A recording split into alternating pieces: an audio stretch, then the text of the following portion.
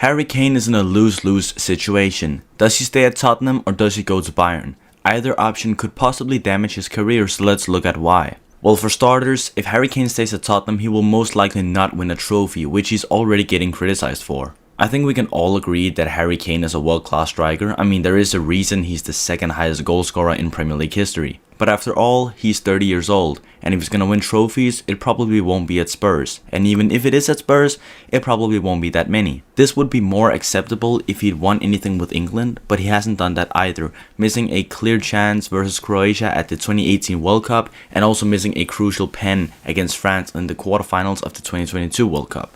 I feel like that sentence is me taking shots at Kane, so I should add that he's also the England top goalscorer. But these flaws in his resume doesn't take anything away from his goal-scoring ability. As I said, Kane is a world-class striker and a clinical finisher, but the truth is that people look at trophies, not just stats. They also judge you by what you've won, and if they see you haven't won anything, you will get less remembered in the future. I'm not saying this is a fair thing to do, but this is simply what people do. If we go to Transfermarkt and look at all-time strikers like R9, Lewandowski, David Villa, Luis Suarez and Drogba, we can see that they've all won major titles, including Champions Leagues, World Cups, Euros and Copa Americas. And then we look at Harry Kane.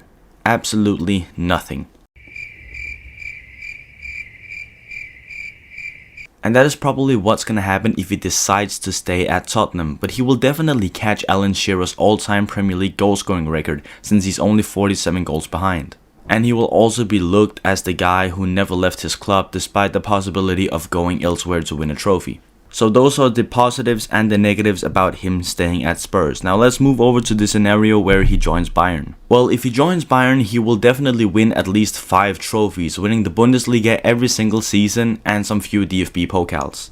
Jokes aside, Kane would obviously be improving his legacy, but not in a respectable way in the eyes of many. If Kane goes to Bayern, all the trophies he will win, at least in the league, will just be farmed since Bayern have literally won the league 11 seasons in a row. Some people say Kane deserves this for everything he's done for Spurs, and although I do not disagree, I feel like it's a bit cheap to just give up now and then go and win some easy trophies. Especially at the age of 30. It's not like Harry Kane is 27 and wants a new challenge. This just feels like him trying to secure some trophies before he retires. I'm not saying that that is the reality, I'm just saying that that is what people could interpret this as. But more on my thoughts later. Another downside of Kane going to Bayern is that he will not be able to break Alan Shearer's Premier League goal-scoring record, which will take him at least 2 seasons to do. However, this is outclassed by the amount of trophies he'll win if he decides to go to Bayern. Now, we've talked about stats and trophies all this time, but we need to talk about a third thing, the public eye. How will football fans view this if he leaves? Now, I can see people viewing this in 2 different ways, both Tottenham fans and the neutrals. On one side of the coin, we have people supporting Kane, saying that he deserves trophies after his loyalty to Spurs and that he suffered many defeats despite being a world-class player and now deserves glory. On the other side of the coin, we have people saying that he's a quitter and is just trying to secure his legacy by forcing a move and not renewing. People will say that he can't lead a team to glory, etc. Now, I am on one side of the coin, but I can also see the other side. I'm not on the edge of the coin, but I can just slightly peek over to the other side to see what they're doing and how they think. I genuinely feel like if Harry Kane leaves Spurs now, it's gonna hurt his legacy more than it's gonna save it. It will deem him a quitter, and that's not me saying that he doesn't deserve any trophies, because of course he does. But there are right and wrong ways to handle situations, and I feel like if Kane wanted to leave Spurs, he should have done it sooner.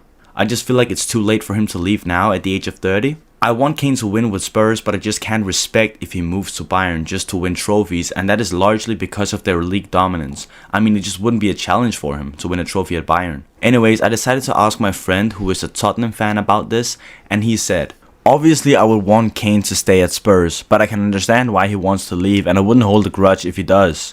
He deserves some trophies after his loyalty to Spurs."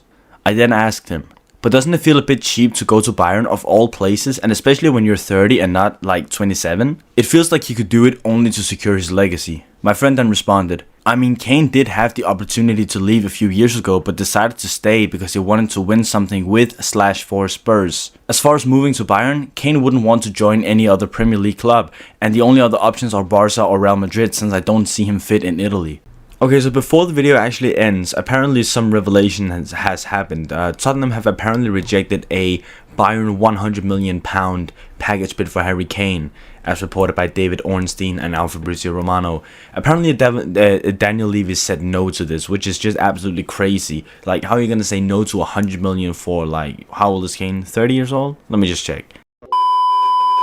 Yeah, he's 30 years old. Basically, this is just like they're keeping him captive at the club. Really, 100 million, and you turn that down for Harold Kane. Like, he's 30. It's not like he's just in the beginning of his career, almost the twilight, I would say. Like, if we're talking about months, he's probably in like August, start September of his career. Maybe, yeah, start to mid September, I would say. And if he didn't win anything at Spurs in June, July, he's probably not going to win it in September, October, November, December. I'm just going to say that. So I really do understand why Kane, he wants to run his contract down, since I believe it does expire next year. So to reject 100 million doesn't make any logical sense if his contract expires next year. Either way, it does not make any sense to reject 100 million. It's either 100 million right now or £0 when he leaves. So this just does not make any sense. This might be one of the stupidest businessmen of all time, and that's saying a lot, because the app that I'm on right now is run by a goddamn idiot. So that's the end of the video, guys. Let me know down below in the comments what you guys think about this. And to be honest, if I was Kane himself, I probably would have looked at things in a different way than I do right now. But don't think that I don't want Kane to win, because I do, and I really want him to win a trophy with Spurs.